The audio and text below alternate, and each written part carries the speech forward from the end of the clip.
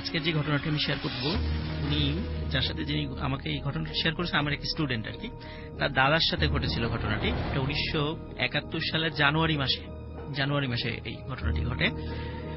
ঘটনাটি হলো গোপালগঞ্জ জেলার গোপীনাথপুর এলাকার। যারা গোপালগঞ্জে থাকেন ওই গোপীনাথপুর এলাকাটা অবশ্যই চিনে থাকবেন আর কি। তো অবশ্যই জানা, হয়তো বললে সেই জায়গাগুলো চিনে ফেলতে পারেন। যাই হোক, তো আমার ওই স্টুডেন্টের যে দাদা, উনি পেশায় ছিলেন আসলে ওই বিভিন্ন মন্দিরগুলোতে আমরা দেখি যে অনেকে ঢাক বা ঢোল বাজান, এই টাইপের কিছু লোক থাকে। এবং দেখা যাচ্ছে যে বিভিন্ন অকেশনগুলোতে, সনাতন ধর্মাবলম্বীদের বিভিন্ন অকেশনগুলোতে এনাদের ডাক পড়ে। এবং বিভিন্ন শ্মশানে বা বিভিন্ন জায়গায় যখন মৃতদেহ পুরানো হয় তখনও ওনারা ওই জায়গাগুলোতে যান এবং ওই ঢাক ঢোল বাজান তাদের ধর্মীয় বিধিবিধান অনুসারে আর কি। উনি ওই প্রফেশনেই যুক্ত ছিলেন। তো একদিন গভীর রাত্রে হঠাৎ 3-4 জন লোক আসলেন ওনার বাসায় আসার পরে ওনাকে ডাকাডাকি করলেন। ডাকাডাকি করার পর বললেন যে এরকম নদীর ঘাটে একটি লাশ আছে, একটু যেতে হবে আমাদের সাথে, আপনি ওখানে গিয়ে আপনার যে কাজগুলো সেগুলো একটু করবেন, আর সবকিছু ওখানে সব ওকে আছে, আপনি শুধু আমাদের সাথে যাবেন। তখন উনি ওই লোকগুলাকে চিনছিলেন না। উনি বলেন তোমাদের বাড়ি কোথায়, কোন গ্রামে? তখন ওনারা একটা গ্রামের নাম বলেছিলেন। উনি এই গ্রামের লোক, ওই গ্রামটার নামও কখনো শোনেননি। এখন যেহেতু ওনারা খুব বারবার রিকোয়েস্ট করছিলেন, সুতরাং উনি সেখানে যাওয়ার জন্য মনস্থির করলেন এবং ওনাদের সাথে সেখানে গেলেন। সময়টা রাতটা ছিল, ওই সময়টা ছিল শীতকাল এবং জ্যোৎস্না রাত ছিল, মোটামুটি পথঘাট সব বোঝা যাচ্ছিল। নদীর ঘাটে গেলেন, ওখান থেকে বেশ দূরে নদীর ঘাটটা ওনার বাসা থেকে। যাওয়ার পরে দেখলেন যে হ্যাঁ, অনেকগুলো লোক সেখানে দাঁড়িয়ে আছে, একটা ডেড বডিও আছে। কিন্তু অদ্ভুত ব্যাপার, মৃতদেহ পুরানোর সময় তো অনেক খড়ি নিয়ে আসতে হবে সেখানে, কিন্তু আশেপাশে কোনো খড়ির কোনো চিহ্নই নাই। জাস্ট ডেড বডিটা একটা সাদা কাপড় দিয়ে ঢাকা, একটা তক্তার উপরে ডেড বডিটা রাখা আছে, এটাই। উনি বললেন যে মৃতদেহ পুরানো হবে, আপনাদের খড়ি কই? বলে খড়ি লাগবে না। বলে অদ্ভুত ব্যাপার, খড়ি লাগবে না, তাহলে আপনি ডেড বডি পুরাবেন কিভাবে? বলে সেটা আপনার দেখার বিষয় না, ওটা আমরা বুঝবো। আপনাকে যেই কাজটা করার জন্য নিয়ে আসা হয়েছে আপনি সেই কাজটি করবেন। তখন উনি খুব অবাক হলেন। তখন হঠাৎ করে তারা ওনার ওই লোকগুলোর নির্দেশ দিলেন যে আপনি আপনার কাজ শুরু করেন, আপনি ঢোল বাজাতে শুরু করেন।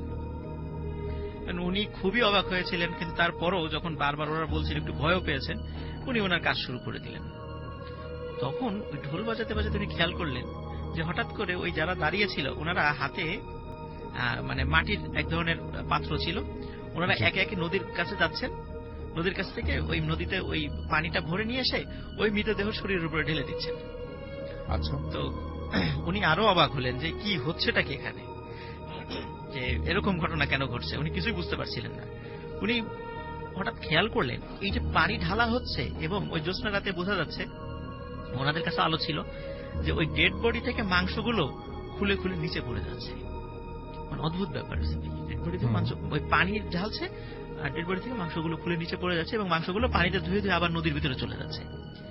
তো এরকম ঘন্টাখানেক করার পর উনি দেখলেন যে ওই সাদা কাপড়টা একদম ওই কাঠের যেই পাটাতনের উপর বডিটা শোয়ানো ছিল, সাদা কাপড়টা একদম কাঠের পাতাটার সাথে মিশে গেছে, সাদা কাপড়ের নিচে আর কিছুই নেই, সব ওই পানিতে ধুয়ে চলে গেছে। যখন এটা শেষ হয়ে গেল তখন ওই লোকদের মধ্যে থেকে একজন এসে ওনাকে একটা পুটলি দিলেন, কাপড়ের একটা পুটলি দিয়ে বললেন যে তুমি কষ্ট করে এখানে আসছো, এটা হচ্ছে আমাদের তরফ থেকে তোমার জন্য উপহার এবং পারিশ্রমিক, এটা তুমি নিয়ে যাও। তো উনি পুটলিটা হাতে নিয়ে দেখলেন যে বেশ ভারী এবং মনে হচ্ছে ভিতরে পাথর জাতীয় কিছু আছে, এই মনে হচ্ছিল আর কি ওনার কাছে। তখন বললেন তুমি বাসায় গিয়ে খুলবা। উনি কেয়ার করা হাঁটা ধরলেন, বললেন যে আমার সাথে কি একটু এগিয়ে দিয়ে আসবেন? বলেন না, আমরা কেউ যেতে পারবো না, তুমি একাই যেতে পারবা। তখন উনি কেয়ার করা একা একাই হাঁটা শুরু করলেন। হঠাৎ করে কিছুদূর এগিয়ে চিন্তা করে একটু পিছন দিকে তাকিয়ে দেখি তো কি অবস্থা। পিছন দিকে উনি তাকিয়ে দেখলেন যে ওখানে কিচ্ছু নাই, ওখানে যে কিছুক্ষণ আগে অনেকগুলো লোক দাঁড়িয়ে ছিল একজন লোকও নাই, তবে ছোট ছোট বাচ্চা আকৃতির কিছু মনে হচ্ছে কিছু বাচ্চা ছায়ার মতো দেখা যাচ্ছে, ওরা ওখানে কিছু ছোটাছুটি করছে। তখন উনি খেয়াল করলেন ওই বাচ্চাগুলো যখনই টের পেয়েছে যে উনি পিছন দিকে তাকিয়েছেন, উনি দেখলেন ওই বাচ্চাগুলো দৌড়ে নদীর মধ্যে চলে গেল। কোথায় গেল উনি আর কিছুই বলতে পারেন না। উনি ওই দৃশ্য দিকে খুবই ভয় পেয়েছেন। উনি চিন্তা করেন কি হচ্ছে কি আমার সাথে, এতদিন ধরে এই পেশার সাথে আছি, কখনো তো এই ধরনের কোনো ঘটনা ঘটে নাই, বা এই টাইপের লাশও তো আমি কখনো পুরানোর সময় এই ধরনের ঘটনা ঘটে কখনো দেখিনি। যাই হোক, উনি খুব ভয় পেয়েছেন। উনি বাড়িতে চলে আসেন। বাড়িতে চলে আসার পরে উনি ওই পুটলিটা একটা জায়গায় রেখে উনি ঘুমিয়ে পড়েন। তো সকালে উঠে চিন্তা করেন আসলে দেখি ওই পুটলির মধ্যে কি আছে। তো পুটলিটা খুলে ওনার মেজাজটা খুব গরম হয়ে যায়। দেখে যে পুটলির মধ্যে বড় বড় কিছু দাঁত আছে, বড় বড় মাড়ির দাঁত। হ্যাঁ, মাড়ির দাঁত। তো উনি চিন্তা করেন এগুলো মনে হয় গরু বা মহিষের দাঁত হবে, এবং উনি চিন্তা করেন এত কষ্ট করে রাতের বেলা গেলাম, এত ঘটনা ঘটলো, এরা এইরকম একটা আমার পারিশ্রমিক হিসেবে একটা নিষ্ঠুর রসিকতা করলো। তো উনি মানে মেজাজটা ওনার খুব গরম হয়, এবং উনি রাগ করে ওনার বাসার পাশে ছোট্ট একটা ডোবা ছিল, একটা পচা ডোবা, উনি রাগ করে ওই পুটলিটা ওই পচা ডোবাতে ফেলে দেন, এবং মনে মনে তাদেরকে খুব গালি দিতে থাকেন যে এই ধরনের একটা ঘটনা আমার সাথে ঘটালে, এত কষ্টের পারিশ্রমিক এইভাবেই তারা দিল। তো যাই হোক, একদিন, 2 দিন, 3 দিনের দিন হঠাৎ একটা সমস্যা সৃষ্টি হয়।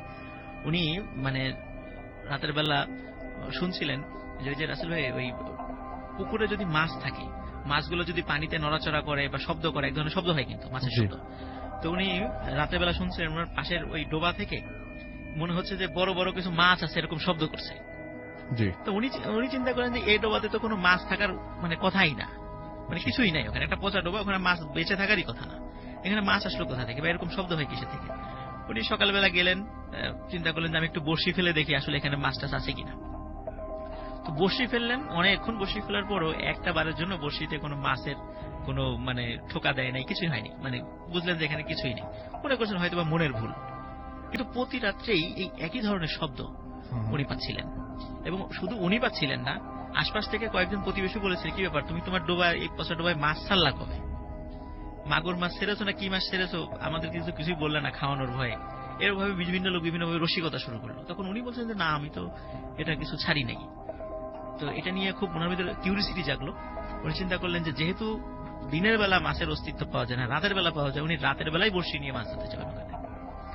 উনি রাতের বেলা, যখন রাতের বেলা মাছের শব্দ শুনেছেন যে শব্দ হচ্ছে, উনি একটা বড়শি নিয়ে এবং আলো নিয়ে ওখানে গিয়েছেন। যাওয়ার পরে দেখলেন সত্যি মাছের মানে নিচ থেকে ওই মনে হচ্ছে যে পানি নড়াচড়া করছে, এরকম শব্দ মানে এরকম দেখা যাচ্ছে ওখানে। উনি দেখে নিজেও খুব অবাক হলেন এবং বড়শি ফেললেন ওখানে। বড়শি ফেলার কয়েক মিনিটের মধ্যেই হঠাৎ ওনার বড়শিতে টান অনুভব করলেন উনি, এবং প্রচন্ড শক্তি দিয়ে মনে হচ্ছে যে ওনার বড়শিটা কেউ নিচ দিকে টানছে। উনি অনেক চেষ্টা করলেন, মনে করলেন যে হয়তো বড় ধরনের কোনো মাছ উনি পেয়েছেন। অনেক চেষ্টা করার পরে বড়শির মাঠটা উঠে আসলো, এবং উনি দেখলেন ওই বড়শিতে রাসেল ভাই ওই যে দাঁতগুলো উনি পেয়েছিলেন, এর একটা দাঁত উঠে এসেছে। উনি এটা দেখে মারাত্মক ভয় পেয়ে যান। উনি তখন তাড়াতাড়ি বড়শি টসি ওই পানিতে ফেলে দিয়েই উনি দৌড়ে বাসায় চলে আসেন। বাসায় এসে তাড়াতাড়ি উনি শুয়ে পড়েন, এবং এই ঘটনা কাউকে উনি বলেননি। আচ্ছা, পরের দিন মানে ওই রাত্রেই উনি আবার স্বপ্নে দেখছিলেন যে কেউ ওনাকে বলছে যে তোকে একটা মূল্যবান জিনিস দিলাম, কিন্তু তুই তার এই মর্যাদা দিলি, তোকে যে একটা উপহার দিলাম তুই তার এই মর্যাদা দিলি, তুই এরকম একটা জায়গায় এটা ফেলে দিলি, তোর তো মানে অবশ্যই তোকে এর জন্য সাজা পেতে হবে। এইভাবে উনি স্বপ্নে শুধু একদিন এটা দেখেছিলেন। তো যেদিন দেখেছেন, পরের দিন বাচ্চাটা ওখানে মানে শুয়ে রাখা আছে, সে ঘুমাচ্ছে। উনি ঘরে ঢুকে দেখলেন যে ওই বাচ্চাটি ওখানে নেই, কিন্তু ওই জায়গাতে কেউ একজন মানে বসে আছে, বড় পূর্ণ বয়স্ক একজন কেউ মনে হচ্ছে বসে আছে, কিন্তু তার পুরো শরীরটা একটা চাদর দিয়ে ঢাকা বা কাঁথা দিয়ে ঢাকা। এবং আমরা যেমন পড়ার সময় বিভিন্ন সামনে পিছনে দুলি আর কি, হয়তো বা মানে মুক্তিবাহিনীর কেউ এই কাজ করেছে, কিন্তু তার শরীরে আঘাতের কোনো চিহ্নই ছিল না। তখন এটার কোনো কুল কিনারা করতে পাওয়া যায় নাই যে কিভাবে সোলজারটা মারা গেল। পরের দিন ওই লেফটেন্যান্ট সাহেব মানে কাউকে মানে কোনো ব্যাখ্যা ছাড়াই হঠাৎ করে বলেন যে ক্যাম্পটা এখান থেকে সরিয়ে নিতে হবে, এখানে থাকা যাবে না। উনি কি দেখেছিলেন, কি হয়েছিল, উনি কাউকে বিষয়ে কিছু বলেন নাই, যেহেতু এখন কি অবস্থায় আছে বাসাটা। তো ওনারা পরবর্তীতে ওখান থেকে মানে এই ঘটনা যখন শুনলেন, ওনারা ওখানে থাকেন নাই, ওনারা ঢাকাতে চলে আসেন। আর এখন রাসেল ভাই আমি যতদূর মানে আমাকে যে বলেছে, ওরা তো দীর্ঘদিন ওখানে যায় না, তবে যতটুকু মানে আমাকে বলেছে যে এখন পর্যন্ত গোপীনাথপুরের ওই যে তার ওই ভিটাটা এখন পর্যন্ত জঙ্গল অবস্থায় আছে। তো অনেকদিন আগে ওই গ্রামে একজন মানে জমিদার মানে থাকতেন, এটা 40-এর দশকে আর কি জমিদার থাকতেন। তো জমিদাররা ঠিক যেমন হয় আর কি, যদিও মুসলিম জমিদার ছিলেন, মানে খুব মানে নৃশংস প্রকৃতির যেরকম হয়। তো ওনার বাড়ির সামনে দিয়ে কেউ যদি মানে স্যান্ডেল পাই দিয়ে যেতেন, বা ওনার বাড়ির উপর যদি কেউ স্যান্ডেল পাই দিয়ে আসতেন, যদি এটা যদি ধরা পড়তো ওনার প্রহরীদের হাতে বা ওনার চোখে যদি ধরা পড়তো, শাস্তি হিসাবে ওই লোকদের হয় পা গোড়ালি থেকে কেটে ফেলা হতো, অথবা হাত পায়ে সব আঙ্গুলগুলো কেটে দেওয়া হতো। এটা একটা খুব একটা নৃশংস একটা শাস্তি ছিল। এই জন্য ভয়ে ওনার বাড়ির সামনে দিয়ে কেউ স্যান্ডেল পাই দিয়ে যেতে পারতো না। এবং আরো অনেক মানে জমিদারদের যে এই সমস্ত নৃশংসতা যা থাকে উনি সেগুলো করতেন, মানে খুব নিষ্ঠুর প্রকৃতির একজন লোক ছিলেন আর কি। আর উনি মানে ওনার গ্রাম, ওনার এলাকা সহ বাইরের বিভিন্ন এলাকাগুলোতে সালিশগুলোতে উনি বসতেন, এবং সালিশে উনি দেখতেন যে ওই সালিশের মধ্যে উঁচু শ্রেণী এবং ধনী শ্রেণী কে আছে, যেই থাকতেন ওনার রায়টা ওই পক্ষেই দিত। ন্যায় অন্যায়ের বিষয়টা সেখানে ছিল না, ওই যে পক্ষ যে মানে পক্ষ আর কি হ্যাঁ, বেশি প্রভাবশালী সেই পক্ষের সেই পক্ষে উনি রায়টা দিত। দিতেন। জি। এবং রায় দেওয়ার পরে মানে দোষী সাব্যস্ত যে হতো তার প্রহরীরা নির্মম ভাবে তাকে পেটাতো। অনেক সময় দেখা যেত মারতে মারতে মানে মেরেই ফেলা হতো তাকে, আচ্ছা। এরকম ঘটনা ঘটতো। যাই হোক, এক রাত্রে যে ঘটনাটা ঘটে, হঠাৎ করে 3-4 জন লোক আসে, তাকে এসে ডাক দেয়। ডাকার পরে বলে যে জমিদার সাহেব এরকম আপনার একটা সালিশ আছে, আপনার সাথে যেতে হবে। এখন বলে এত রাত্রে আমি যেতে পারবো না। তো বলে যে না, যেতে হবে, খুব একটা সমস্যা, মানে অনেক অনুনয় বিনয় করে।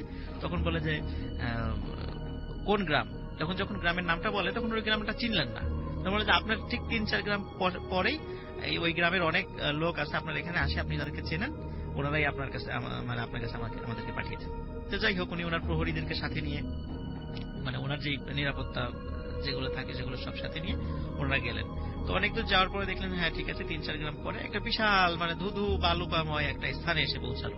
দেখলো ওখানে অনেক লোক দাঁড়িয়ে আছে। অদ্ভুত ব্যাপার ছিল ভাই, ওখানে 2 শ্রেণীর লোক ছিল, মানে 2 পক্ষ যারা সালিশে। জি। এক পক্ষ সবাই এক ধরনের ড্রেস পরা, আর এক পক্ষ সবাই আরেক ধরনের ড্রেস পরা, সবাই দাঁড়িয়ে আছে। উনি আসার সাথে সবাই খুব সমাদয় করে বসালেন জমিদার সাহেবকে। তো জমিদার সাহেব বললেন যে দোষীকে, দেখা যায় একটা ছেলে, এই হচ্ছে দোষী। তো জীবনে উনি প্রথম মানে একটা ন্যায় বিচার করেছিলেন ওখানে, আচ্ছা। যে সব কথা শুনে বললেন যে হ্যাঁ ওই ছেলেটাই দোষী। এটাই ছিল ওনার জীবনের প্রথম একটা ন্যায় বিচার। তো যথারীতি যাকে দোষী সাব্যস্ত করা হতো ওনার প্রহরীরা তাকে বেদম পিটাতো।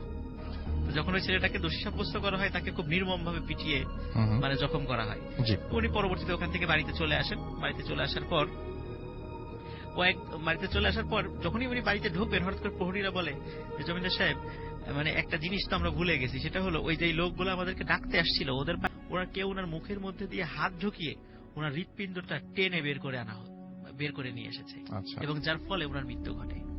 তো ওনার একটা ওসিয়ত করা ছিল যে ওনার মৃত্যুর পর ওনার কবরটা যেন এমন ভাবে বাধাই করা হবে, পাকা করে, তার মাটির নিচেই পাকা করতে হবে, তারপর লাশটা রাখতে হবে, যাতে করে কোনো কুকুর শিয়াল বা এগুলো যেন কবর খুঁড়তে না পারে, এবং সাধারণ মানুষের কবর থেকে সেটা যেন আলাদা হয়, যেহেতু উনি জমিদার মানুষ। এটা ওনার একটা ওসিয়ত ছিল। তখন ওনার ওই ওসিয়ত অনুযায়ী ওইভাবে ওনার প্রহরীরা ওই কবর পাকার কাজটা শুরু করেন। কবর টবর যখন পাকা হয়ে যায় তখন ওই লাশটা ওনার ভিতরে রাখা হয়, এবং যখন মাটি দিয়ে ঢেকে দেওয়া হয় তখন ঘটে এক বিপত্তি।